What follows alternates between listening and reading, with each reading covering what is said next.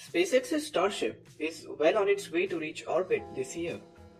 With a potential payload capacity of more than 150 metric tons, Starship will be the most powerful launch vehicle ever developed by humans. But if SpaceX wants to put astronauts on Starship for an extended period of time, things become much more complicated. Life support systems add weight and complexity to the vehicle. Astronauts need places to exercise and sleep, air to breathe, and water to drink. And if Starship is supposed to send humans to Mars, then the high radiation environment of deep space and the surface of Mars can end up being a huge hurdle for SpaceX. You may have already read exaggerated articles about the high radiation that the astronaut will suffer during a trip to Mars and how it can potentially lead to serious risk of cancer, radiation sickness, and even brain damage. So in this video, we'll try to understand radiation and its risks, calculate the total radiation that an astronaut would absorb during a Starship's Mars mission, and finally, discuss some potential solutions for this radiation problem. So without any further ado, let's get started. Radiation at its most basic is simply waves or subatomic particles that can transport energy. The light that you are seeing right now is a form of radiation. The heat that our body constantly releases is also a form of radiation. Most of the radiation that we are exposed to in our day-to-day life is not at all harmful, and in some cases can even be beneficial for us. However, while in space, astronauts need to be aware of various different forms of space radiation. Radiations that can damage our tissues, alter our DNA, cause radiation sickness, and in some extreme cases, even death. The main cause of radiation in our solar system is our own star, the Sun. Our Sun constantly releases a lot of radiation in different wavelengths. This is accompanied by a constant stream of solar winds, which mainly consist of highly energized protons, electrons, and ionized helium, also called alpha particle.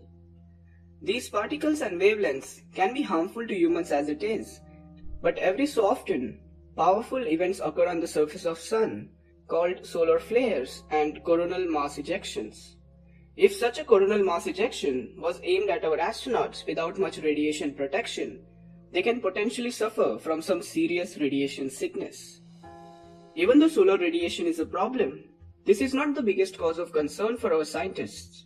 There are some other particles that are moving around in space which are even more energetic than solar radiation. These are called galactic cosmic radiation. These particles were emitted due to extremely energetic events that potentially occurred millions of years ago and are accelerated to nearly the speed of light. This galactic cosmic radiation consists of highly energized protons, alpha particles, and even ionized heavy elements like uranium. This radiation can easily pass through any spacecraft structure and even through the astronaut's body, potentially leading to some serious health damages. Luckily on Earth, we have some really good natural protection from these harmful radiations. The Earth's magnetic field deflects all these particles and stops them from entering the atmosphere. And even if some of these particles slip through this natural defense, our atmosphere is thick enough to stop these particles from causing any serious damage.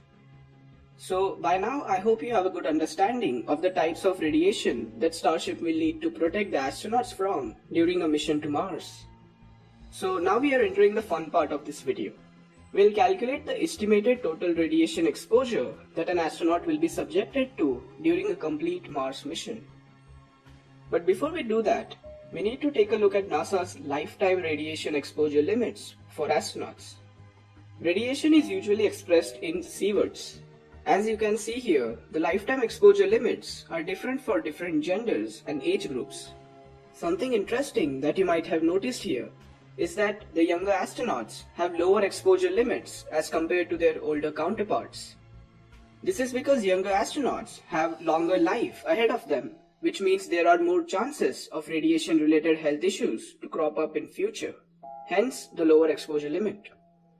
In order to calculate the total radiation exposure, we'll need some data related to first the amount of radiation absorbed per day during a transit between Earth and Mars, and second, the amount of radiation absorbed per day on the surface of Mars. The best source of data for radiation is the Radiation Assessment Detector on the Curiosity rover and the Mars Odyssey mission of 2001. Based on the data gathered during these missions, it is estimated that an astronaut will absorb 1.84 millisieverts of radiation per day during a transit between Earth and Mars, along with 0.64 millisieverts of radiation per day on the surface of Mars. In comparison, on Earth, the normal daily radiation dose received by an average person is 10 microsieverts or 0.01 millisieverts. These radiation numbers can surely be decreased using some shielding measures, but we'll discuss it later in the video. Based on this data, let's calculate the total radiation exposure per mission to Mars. A trip to Mars can take anywhere between 6 to 9 months based on the trajectory and the alignment of the planets. Elon Musk has discussed in the past that the crewed starships can use a less efficient trajectory to decrease the transit time, which by extension will decrease the radiation exposure. So assuming a 6 months or 180-day transit between the planets and a 1.84 millisieverts radiation per day, it's a total of 330 millisieverts of radiation just as we reach Mars. The same amount of radiation will be absorbed by the astronauts during the return journey to Earth as well. Based on the mission plans, it is estimated that an astronaut will spend around 500 days on the surface of Mars. So with the radiation dose of 0.64 millisieverts per day, it amounts to a total of 320 millisieverts of radiation on the surface of Mars. Adding all this up, a single round-trip mission to Mars will expose an astronaut to a total of 980 millisieverts of radiation dose. This surprisingly is within NASA's prescribed limit of lifetime radiation exposure even for the younger astronauts.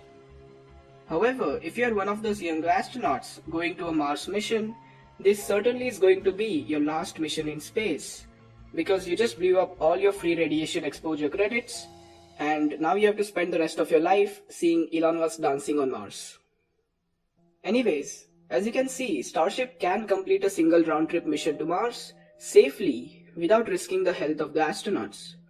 However, for a sustainable presence on Mars, these numbers need to go down substantially. Unfortunately, there isn't much publicly available information about how SpaceX is planning to shield the astronauts from the radiation. One way of reducing the risk of radiation is by having more mass between the astronauts and the space. As we have seen earlier, the main radiation risk in space is because of the high energy protons and the galactic cosmic rays.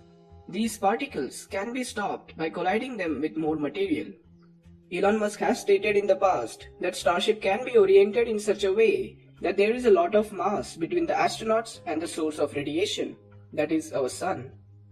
During the trip to Mars, Starship can face opposite to the Sun, which means that the engines, the propellant tanks, and even some supplies will be between the astronauts and the radiation.